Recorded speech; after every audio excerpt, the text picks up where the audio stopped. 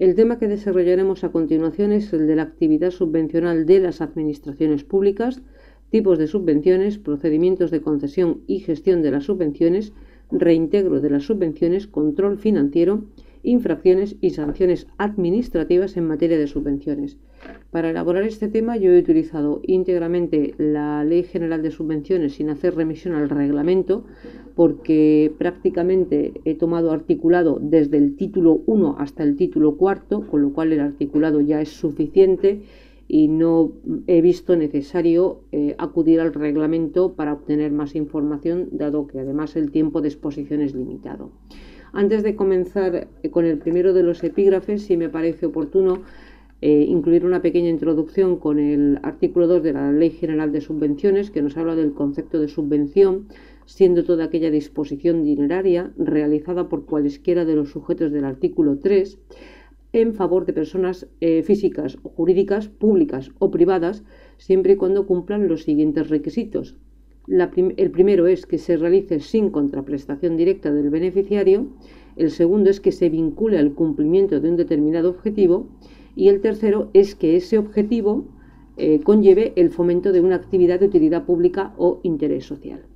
Respecto del ámbito subjetivo, el apartado 1 del artículo 3 recoge las administraciones públicas de carácter territorial y el apartado número 2 dice que deberán asimismo ajustarse a esta ley los organismos y demás entidades de derecho público con personalidad jurídica propia vinculadas o dependientes de las administraciones de carácter territorial, cuando las subvenciones otorgadas sean consecuencia del ejercicio de potestades administrativas. Antes de pasar a los procedimientos de concesión y gestión y por ende al desarrollo de los tipos de subvenciones, me gustaría pasar por el artículo 5, que habla del régimen jurídico de las subvenciones, estableciendo como norma principal esta ley y sus disposiciones de desarrollo, subsidiariamente las restantes normas de derecho administrativo y en su defecto las normas de derecho privado, y sobre todo me gustaría pasar por el 8.1, porque yo considero un artículo muy importante porque establece que todas las administraciones públicas o cualesquiera entes que propongan el establecimiento de subvenciones con carácter previo deberán, imperativo, concretar en un plan estratégico de subvenciones los objetivos, los efectos que pretenden con su aplicación, el plazo necesario para la consecución, los costes previsibles, la fuente de financiación y que se va a proceder a respetar el objetivo de estabilidad presupuestaria. Ahora sí, ya sin más dilación, vamos al artículo 22, que nos habla de los procedimientos de los procedimientos de concesión, que es lo que determinará los tipos de subvenciones. En función del procedimiento de concesión tendremos una subvención u otra. Vemos el artículo 22, procedimientos de concesión. Tenemos en primer término el procedimiento ordinario, que es el de concurrencia competitiva. En este procedimiento los interesados presentan sus solicitudes, un órgano colegiado procede a valorar las solicitudes presentadas de acuerdo a los criterios que aparezcan en las bases reguladoras de la subvención, artículo 17 de la Ley General de Subvenciones, y a continuación redactan un listado en orden decreciente desde el que obtiene mayor valoración al que obtiene menor valoración, con una propuesta de adjudicación. Así pues, y en este supuesto y sin perjuicio de las especialidades, la propuesta de concesión o adjudicación se formulará al órgano concedente por un órgano colegiado, que es el que he mencionado, que realiza todas estas actividades de valoración a través del órgano instructor. Importante distinguir que en el artículo 22.1 se nos hace referencia a tres órganos distintos. El primero de ellos es el órgano gestor, que es el concedente. De otro lado tenemos el órgano colegiado que realiza las actividades de valoración y de otro lado tenemos el órgano instructor, que es el que realiza las actividades de instrucción del procedimiento de concesión. Excepcionalmente dice que se permite la fórmula del prorrateo y en el segundo párrafo se habla de el segundo tipo de procedimiento de concesión, que es el de concesión directa, es decir, estamos hablando de subvenciones directas. ¿En qué supuestos? aquellas en las que estén previstas en los presupuestos, aquellas en cuyo otorgamiento o cuantía venga determinada por una norma de rango legal, o aquellas en que con carácter excepcional se acrediten razones que justifiquen que sería difícil o provocaría dificultades insoslayables su convocatoria pública. El artículo 23 nos habla de la iniciación del procedimiento de concesión en régimen de concurrencia competitiva. Se dice que comenzará siempre de oficio, es decir, el órgano gestor es el que publica la intención de conceder una subvención. El artículo número 2 se dice que mediante convocatoria aprobada por el órgano competente, que es el órgano gestor, además deberá dársele publicidad en la base de datos nacional de subvenciones y un extracto en el boletín oficial del Estado que contendrá los créditos presupuestarios a los que se imputa, la finalidad, que se hace en régimen de concurrencia, los requisitos para ser solicitante, el plazo de presentación de solicitudes, el plazo de resolución, notificación e incluso el sentido del silencio, aunque como regla general es negativo, la documentación que es necesario presentar y la indicación de si la resolución pone o no fin a la vía administrativa. Finalmente, los criterios de valoración. A continuación, decimos que una vez presentadas las solicitudes, de acuerdo a lo dispuesto en el antiguo artículo 71 de la 3092, que actualmente es la ley 3915, se procederá a ofrecer al solicitante un plazo de 10 días para que subsane si existe algún defecto en la solicitud de presentación, indicándole que si no lo hace en el plazo estipulado o no lo hace en la forma que se le requiere, se le tendrá por desistida la solicitud. El artículo 24 nos habla de la instrucción del procedimiento de concesión en régimen de concurrencia competitiva y corresponde al órgano instructor. Recordad que en el artículo 22 os he hablado de 3 órganos: el órgano gestor, que es el órgano concedente, el órgano colegiado, que realiza las actividades de valoración, y el órgano instructor, que es el que instruye el procedimiento de concesión. ¿Qué actividades forman parte o corresponden a este órgano? La petición de los informes que se estimen necesarios para que sean exigidos por la norma que regula la subvención.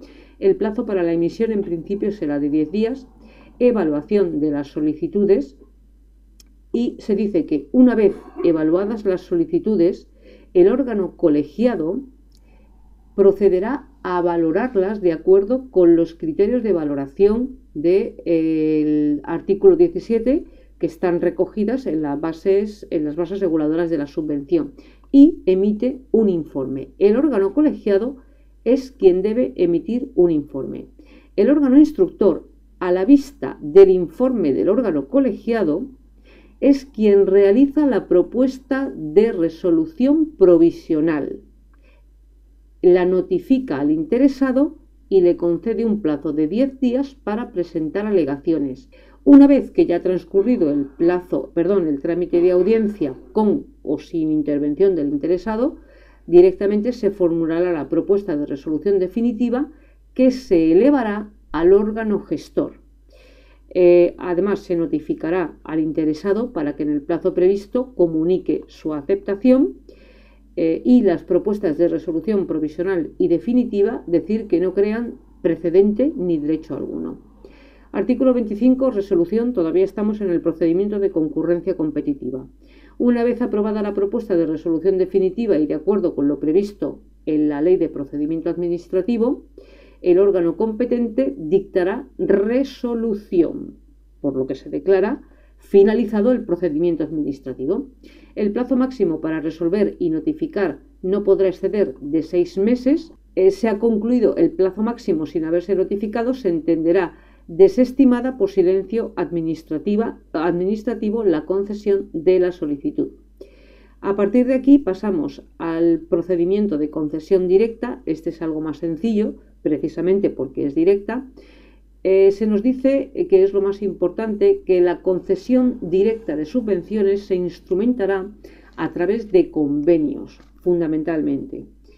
en los que se recogerán nominativamente en los presupuestos o tanto de generales del Estado como en los de las corporaciones locales cuál va a ser el destinatario de la subvención.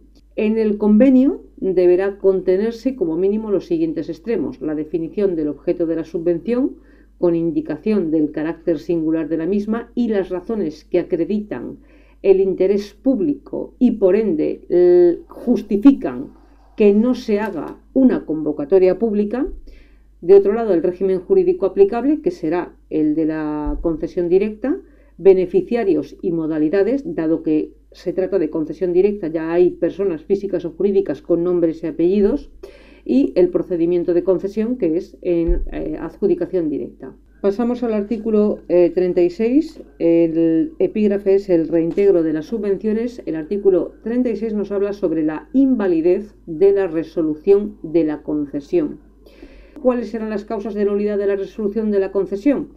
Según la Ley General de Subvenciones, artículo 62.1 de la 39.15 de la 30.92, que es el actual 47.1 de la 39.15, y la carencia o insuficiencia de crédito de acuerdo con lo dispuesto en la Ley General Presupuestaria. Causas de anulabilidad, aquellas del 63 de la 30.92, que se corresponden con el 48 de la 39.15. También se admite la revisión de oficio, recogida en la 39.15 en los artículos 106 y siguientes. Veis que aquí hace de nuevo remisión a la 30.92. 4. La declaración judicial o administrativa de nulidad o anulación llevará consigo la obligación de devolver las cantidades percibidas y no procederá a revisión de oficio cuando las causas de reintegro sean las contempladas en el artículo siguiente. Artículo 37. ¿Cuáles son las causas de reintegro? Todos aquellos casos en los que la obtención fue consecuencia de haber falseado las condiciones requeridas, haber incumplido total o parcialmente el objetivo, haber incumplido la obligación de justificación, haber incumplido la obligación de difundir la publicidad de los servicios que se van a prestar con cargo a esta subvención y, por último, la resistencia al control financiero que está regulado en los artículos 44 y siguientes de esta propia ley. El artículo 42 nos desarrolla el procedimiento de reintegro. Se dice que se regirá por la 39.15, la actual 39.15, y se iniciará siempre de oficio. En la tramitación de este procedimiento, no obstante, se garantiza siempre un trámite de audiencia y el plazo máximo para resolver y notificar será 12 meses. Como consecuencia del silencio se producirá la caducidad. ¿Por qué? Porque la iniciación es siempre de oficio. A partir de aquí pasamos al control financiero de las subvenciones recogidos en los artículos 44 y siguientes. El 44, objeto y competencia para el ejercicio del control financiero de las subvenciones. Veamos en el apartado 2 los objetivos o el objeto de la verificación del control financiero. Es verificar que la obtención de la subvención se ha realizado de forma adecuada y correcta, que las obligaciones que se impusieron para conceder la subvención se han cumplido, que se ha producido la justificación del empleo de la subvención de forma correcta y, por otro lado, la realidad y regularidad de las operaciones que han sido prestados por la beneficiaria o por la entidad colaboradora.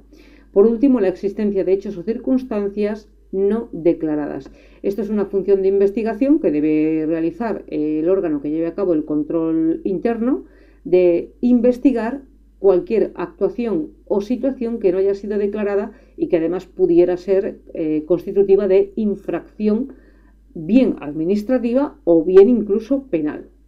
Nos dice que la competencia para realizar el control financiero de las subvenciones en el ámbito de la Administración General del Estado corresponde a la IGAE y podrá consistir en el examen de registros contables, operaciones individualizadas, la comprobación material, es decir, la comprobación material de la aplicación del caudal público y cualesquiera otras comprobaciones que resulten necesarias a juicio de la IGAE. El artículo 49 nos habla del procedimiento de control financiero, que ya hemos dicho que es competente la intervención general de la Administración del Estado. Se inicia mediante un expediente que se notificará a la persona física o jurídica que va a ser objeto de control, en el que se ha de indicar el alcance y naturaleza de las actuaciones que se van a desarrollar, la fecha en la que se personará el equipo de control y la documentación que en un principio debe tener preparada. El apartado 5 nos habla de la posibilidad de adoptar cautelares y el apartado 7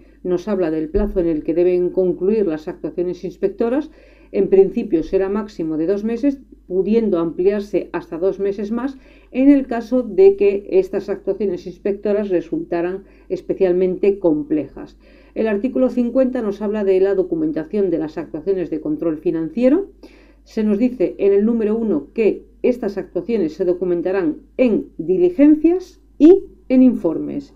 Importante, las diligencias son aquellas que sirven para reflejar hechos relevantes o manifestaciones de los sujetos que están siendo inspeccionados y que tienen el carácter de documento público. Los informes, en este caso, también se notificarán a los beneficiarios o entidades colaboradoras y tendrán, a diferencia de, por ejemplo, el procedimiento inspector en materia tributaria, aquí los informes también tienen carácter de documento público.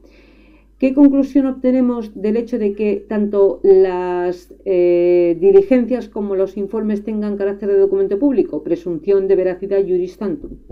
Artículo 51, efecto de los informes del control financiero.